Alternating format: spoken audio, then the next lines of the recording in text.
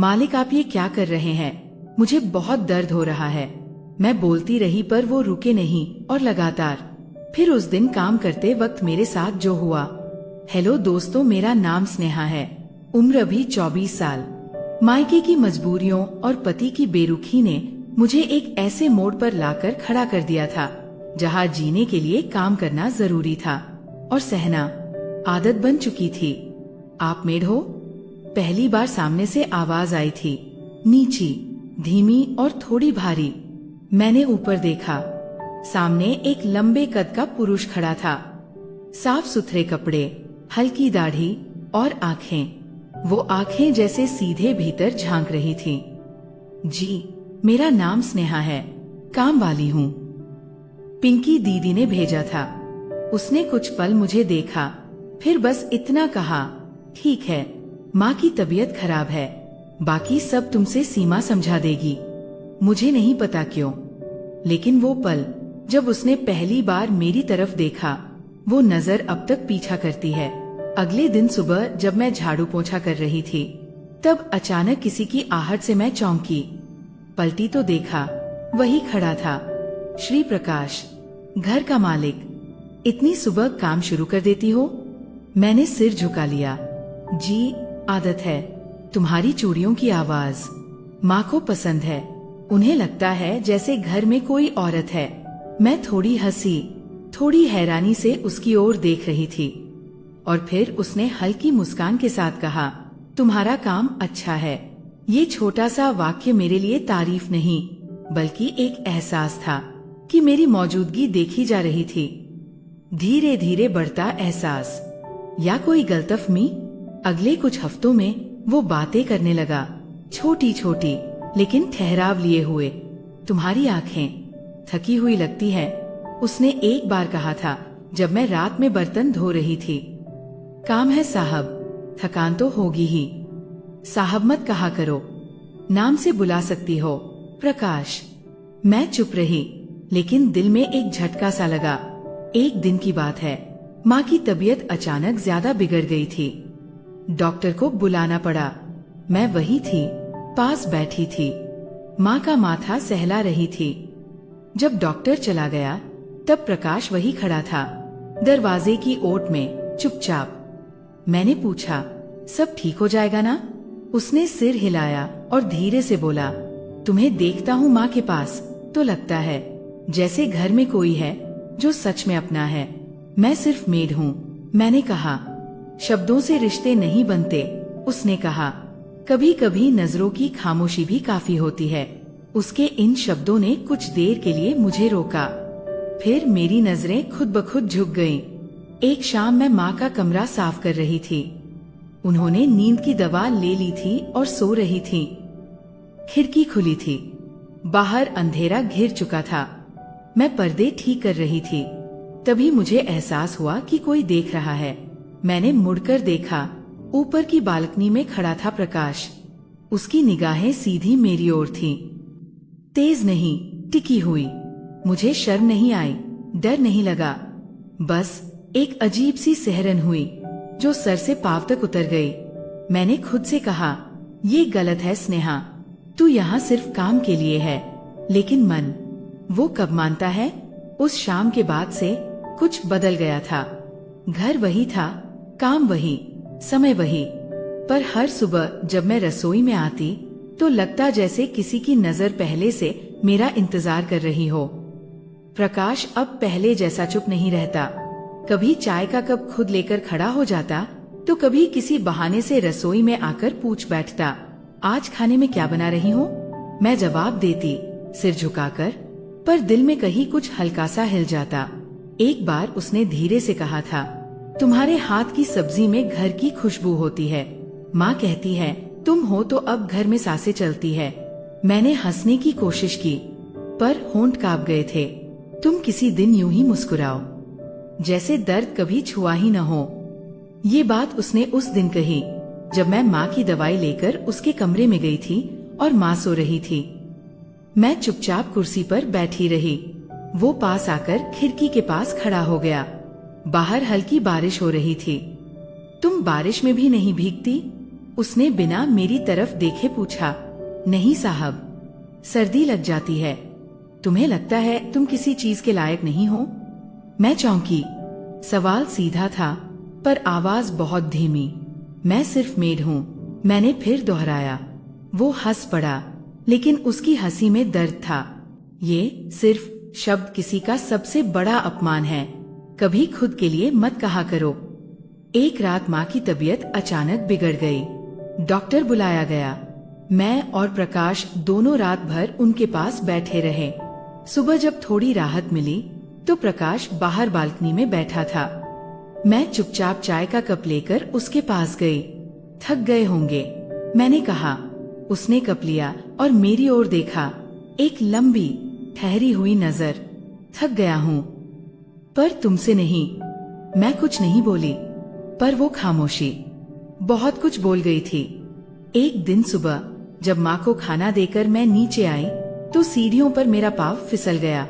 मैंने दीवार पकड़ने की कोशिश की, पर नीचे गिर ही जाती अगर पीछे से उसने मुझे थाम न लिया होता।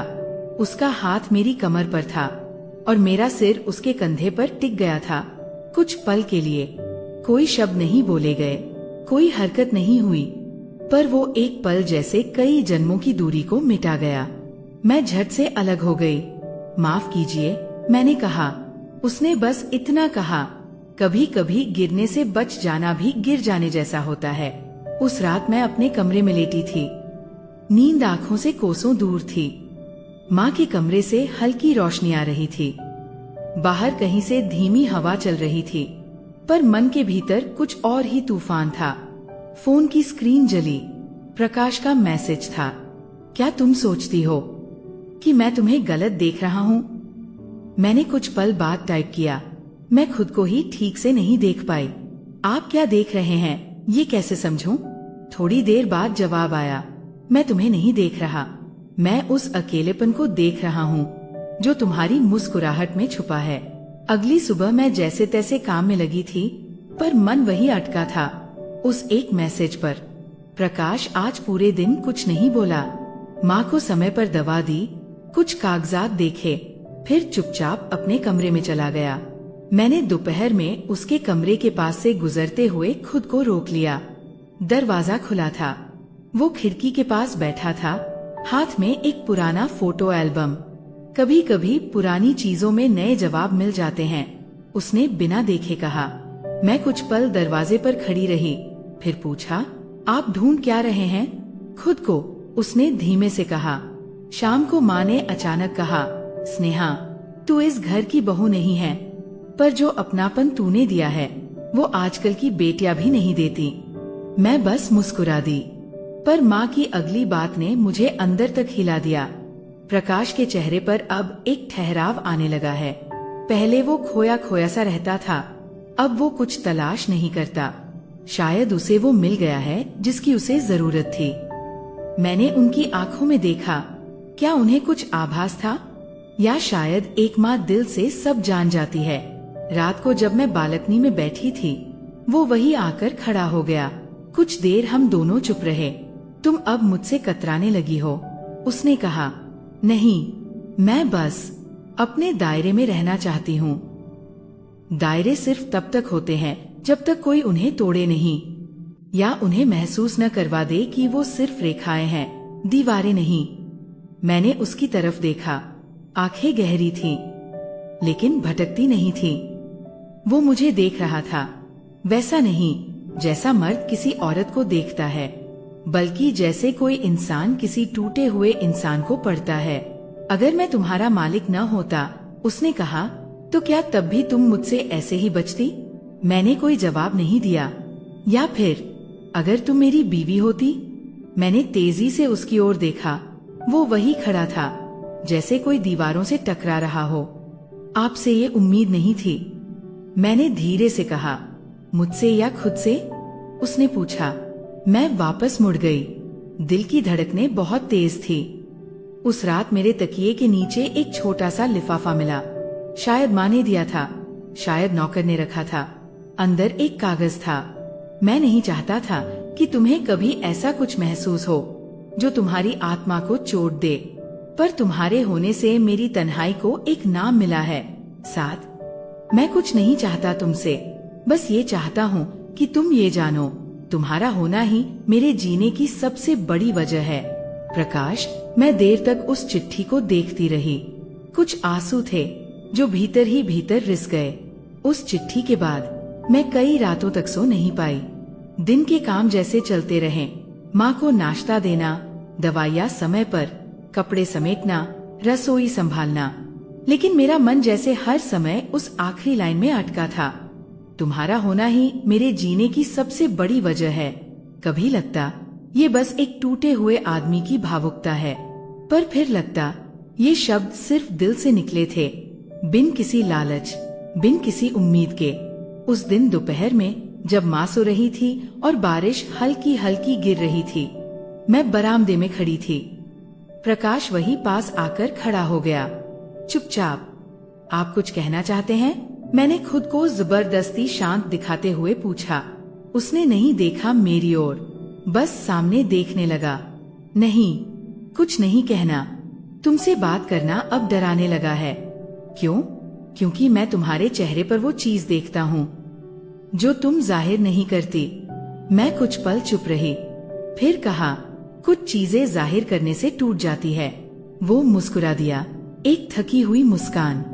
मैं तुम्हें टूटते नहीं देख सकता, स्नेहा। पहली बार उसने मेरा नाम लिया था, सीधे, बिना किसी भूमिका के। वो एक शब्द जैसे पूरे वातावरण में गूंज गया। उसी शाम माँ की पुरानी अलमारी साफ कर रही थी तो एक फोटो मिला, शादी की तस्वीर। प्रकाश अपनी पहली पत्नी के साथ था। वो तस्वीर बहुत पुरानी थी, लेकिन उनकी आंखों में जो झिझक थी वो आज भी वैसी ही थी। मैं तस्वीर लेकर माँ के पास गई। माँ, ये? माँ ने ध्यान से देखा, फिर धीरे से बोली, हाँ, ये उसी दिन की है जब प्रकाश की शादी हुई थी। बहू बहुत शांत थी और प्रकाश हमेशा अंदर ही अंदर कुछ खोजता रहता था। क्या? मैंने पूछा। शायद वो जो उसे कभी मिला ही नहीं। मैंने तस्वीर को फिर से देखा और पहली बार मुझे एहसास हुआ कि उस तस्वीर में जो खालीपन था, वही खालीपन आज मेरी आंखों में है। रात को बारिश तेज हो गई थी, बिजली गई हुई थी, घर के सभी कमरे अंधेरे में डूबे थे। मैं मोमबत्ती लेकर माँ के कमरे की ओर जा रही थी, तभी देखा प्रकाश बालकनी में खड़ा था, बारिश में भीगता हुआ। आप भीग जाएंगे, मैंने कहा। मैं भीगना चाहता हूँ, शायद इस बारिश से कुछ धुल जाए। क्या? मैंने पूछा। वो एहसास जो हर बार तुम्हें देखकर भीतर उगाता है और जिसे मैं तुम्हारी इज्जत की वजह से कुचल देता हूँ। मैं कुछ नहीं बोली। तुम डरो मत, मैं कुछ नहीं करूँगा। सिर्फ बोलना चाहता था, क्योंकि शायद अब चुप रहना और बड़ा गुनाह है। वो मेरी तरफ मुड़ा।